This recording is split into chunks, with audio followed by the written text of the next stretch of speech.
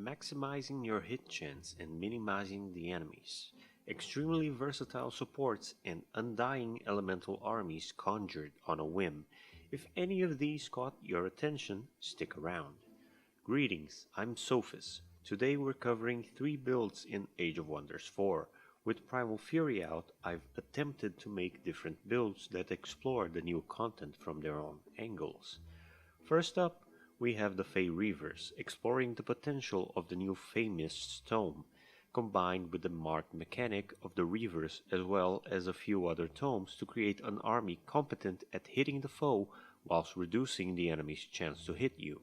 Second, we have the Marsh Necromancers, a primal culture build focused around the Enemist and the rework of the necromancy mechanics with the Wolf Patch.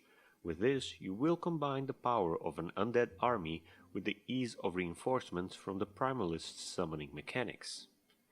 Third, we have the Lava Elementalists, turning the mystic culture alongside the new society trait into a faction with a very simple yet powerful army composition that you can reinforce with ease, and once the late game hits, their survivability will spike. So let's get started with the Fey Reavers. Form, as always, doesn't matter, but for this I picked goblins. The form traits are quick reflexes, keen-sighted, and elusive, so as to focus on our hit-miss strategy. Reaver culture, as the name of the build states, the most important part is their marked mechanic. Society traits-wise, there's no right or wrong pick, as none of them particularly cater to this strategy, but I've chosen Prolific Swarmers for the upkeep reduction and Fable Hunters for the bonus to our ranged unit recruit rank. As long as the affinity requirements in the tome build are met, pick whatever suits your playstyle best. For our first tome, I am picking the Tome of Enchantment. Although Seeker Arrows has been moved to the Tome of Winds, its replacement is very interesting, and in our case, the more interesting part is the positive status effect removal. For the ruler, pick whatever you'd like.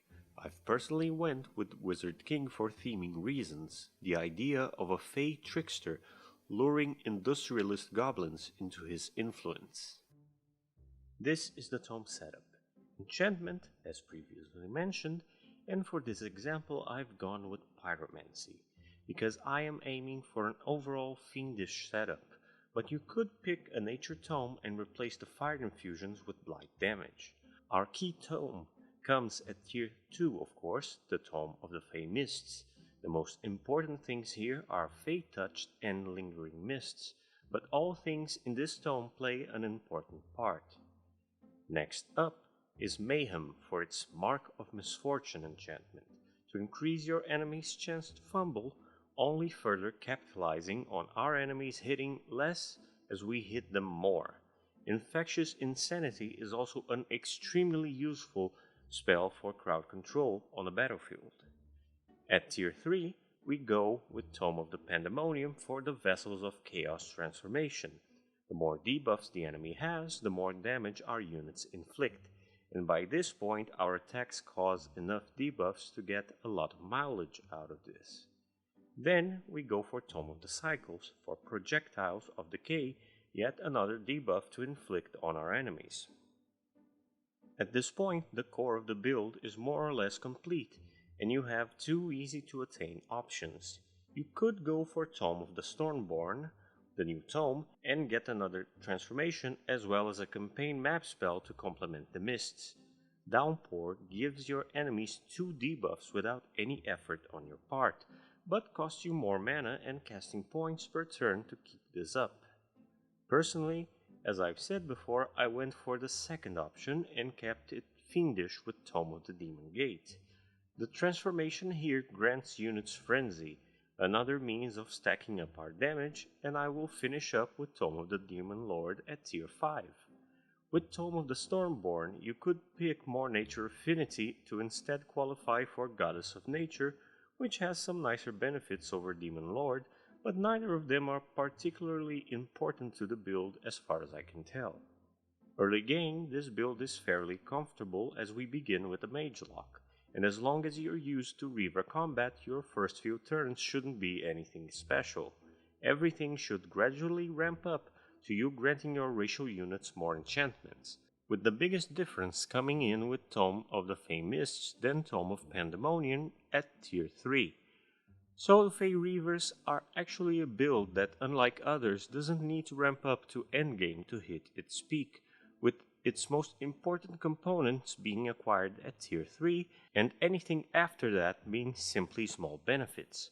What I can tell you is to always be mindful of casting the spell to add mist to the province you are fighting in, as that will greatly benefit your combat prowess. But even if you're caught without it, you still have means to inconvenience your foe whilst buffing yourself. Now for the Marsh Necromancers. Since we are mostly going to play around with racial support units, the form traits are Arcane Focus, Poisonous, and Hardy. The latter two are more relevant in case of frontline heroes or undead we raise from within our own race. Culture is Primal with a Mire Crocodile primal animal. Our society traits are Artifact Hoarders to capitalize on our chosen ruler type and Powerful Evokers to grant us more rank to our enemists and bonus casting points in combat. Our first tome is Alchemy, featuring one of the first buffs to our support units as well as proper selection of spells and units befitting a Blight-centric undead cult. The Afflictor is a viable choice and replacement for Darters if you wish to focus on ranged units as well. For the ruler, I am going with Dragon Lord. This build isn't so restrictive far as affinities go, so choose whatever you like, but I felt this was more suitable to the overall theme, a scheming green dragon leading a reptilian worshipping cult. This is the tome setup.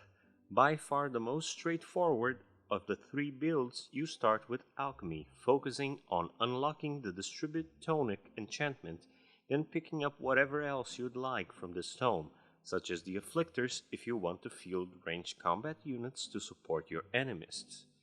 Next, Tome of Necromancy. You should try and get most of what's in here, but necrotic magic and skeleton reanimation are the most important parts. You could unlock the Necromancer, but I find them slightly redundant when considering the benefits of the Animist. At Tier 2, we go with Tome of Souls for Bone Horror animation and Soul Binders. With this, most of the enemies you go up against at this stage of the game will be eligible to be raised post-combat, save for non-humanoid low tiers and very high tier units. I picked Fey Mists for this build as well because of Staves of Mist, adding yet another heal and buff to our enemists and giving some protection to our units in combat, especially when fighting on our own territory. Tier 3 is where the necromantic aspect of the build really takes off with Tome of the Great Transformation. Not only because at this point you'll get your transformation for racial units, but you will also gain access to Desecrate structure. This will increase your passive souls generation considerably. The Bone Dragon reanimation is good, but less central than the other aspects of this tome. In keeping with the theme of Swamp Necromancers, we go for Tome of the Cycles for Projectiles of Decay. Your enemists will already be inflicting decaying with their attacks, but this enchantment adds a little more damage, and the spells in this tome help your playstyle as well as territory defense. We then get to Tier 4, where Tome of the Reaper is my recommendation. This is your big bad summon, and by and large this is the capstone for your necromancy as far as your armies go. There's nothing left in this tier that I find very interesting, so I'll go with Tome of Scrying, mostly for guided projectiles. We end with Tome of the Eternal Lord for one final upgrade to our enemies with True Death Magic, and we get Eternal One for our leader and heroes. Early game, the primal units are quite good, and you rely on them a while longer until you can get some skeletons or possibly afflictors on your armies. Your Dragon Lord helps make the start easier in that regard. Just be mindful that the auto-resolve is quite biased against darters, so you may want to handle fights more manually. When you do fight manually, your Crocodile Summon will also do a lot of work for your armies, The cost benefit of the spell is very good. Mid-game to late game, you are relying on your ability to reanimate troops to fill in gaps in your front line as you lose units. Animists are your bread and butter, but don't be shy in recruiting other racial units, especially after you convert them to undead. Your animists have many tools in their arsenal, and the rest of the army is there to hold the lines while your animists work themselves up to unlocking their summon ability. If you are more prone to auto-resolving, I find that the AI doesn't handle this build as well as it handles others, and you will often have far better results if you use your armies manually. That said, my thoughts on the Primal Culture is that they have a very enjoyable playstyle, with a good roster for the most part. The summon and their racial enchantment is very good. The only complaint I have is how difficult it is to properly locate their spirit trees in the campaign map. Combined with the necromancy rework, I think they make for a very powerful force to be reckoned with, and I hope you will enjoy them with this build. Lastly, let's discuss the Lava Elementalist. Far as form traits go, the only one that really mattered was Desolate Adaptation. This build doesn't focus much on racial units, but they can complement your elemental forces, so choose what you like. My choices were for small conveniences in the strategic and tactical maps.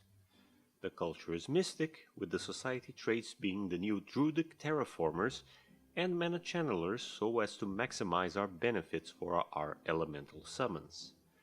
The first tome is Tome of the Rock. Not only does its building help mystics build up cities in the early game, but the Lesser Stone Spirit is a reliable frontliner to reinforce the otherwise squishy mystic units until you can start rolling out their elemental substitutes. I am going with Wizard King, but same as all the other builds, your choice of ruler doesn't particularly matter.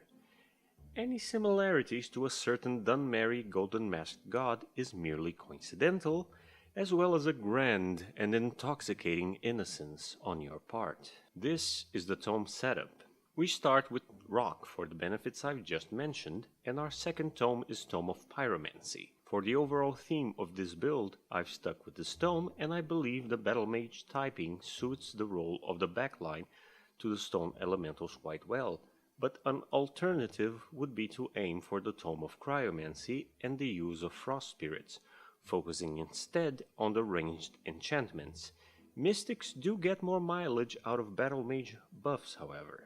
Before we go to the next tier, it is crucial we pick Tome of Evolution, a third tier 1 tome, but one that will be very important with its rapid evolution enchantment, as well as the Shepherd hero trait to help your generals and leader boost your elemental army. At tier 2, we go for Tome of Artificing. It contains buffs to both our main units, Artisan Armaments for our Stone Spirits and Siege Magic for the Magma Spirits. Although I list Winds as a second tome at this tier, feel free to leave it for last before your tier 5 tome, as the benefits of the Wind Rager as well as other features is quite minimal. You could pick another elemental tome for bonus melee damage with their enchantments, or pick any other tome for its utility at this point, it doesn't really matter. At tier 1, Devastation is the one that most benefits the Stone and Fire combo. Flame Burst pairs well with Artisan Armaments, and Focus of Devastation turns your elemental into defense breakers for your Stone Spirits to punish. Your second tome is Terramancy, mostly for the mid-game convenience.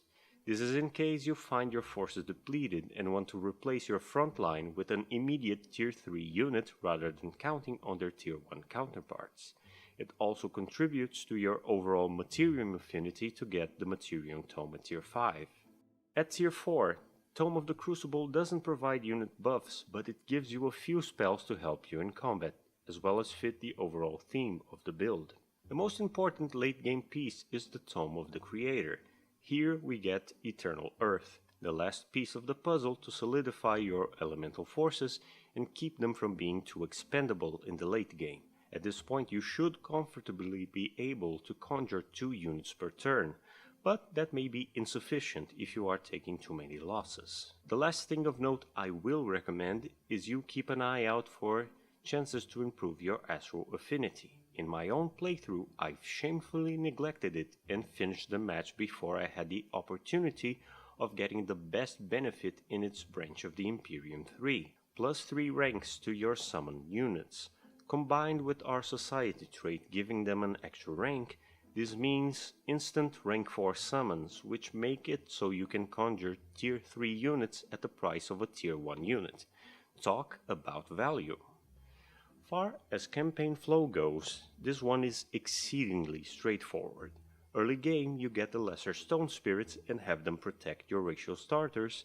Then as you get your mana production and magma spirits online, you slowly start replacing them.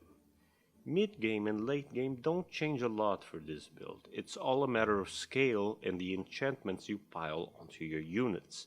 Slowly but surely you'll get better and better value out of these elementals, and they'll consolidate nicely into their battlefield roles. Stone frontline, fire backline. Simple as that. Your heroes should mostly focus on support abilities for them, and I recommend sticking with magic for their fighting style. A tanky hero is possible but unnecessary, as you can always get more frontliners to protect your army if you're struggling. I've enjoyed this build for its simplicity, and although in my playthrough I've made a few tactical mistakes, the reliability of this army prevented me from getting into disastrous situations. Just watch out for spelljammers, or you'll realize you can't drop in reinforcements right when you need them most. If you insist on using racial units, 2 good replacements for your elementals are the Pyromancer and the Spellbreaker, as both of them benefits from the same enchantments as your magma spirits and stone spirits, but they don't get the benefit of Eternal Earth, so that's something to consider. They are more of an emergency than something you really rely on. And that's what I have for you today. I hope you've enjoyed these builds. I tried to make them as varied as I could. If I find any more Age of Wonder builds that I think are noteworthy, I will make more videos showcasing them. Until then, have fun and have a good day.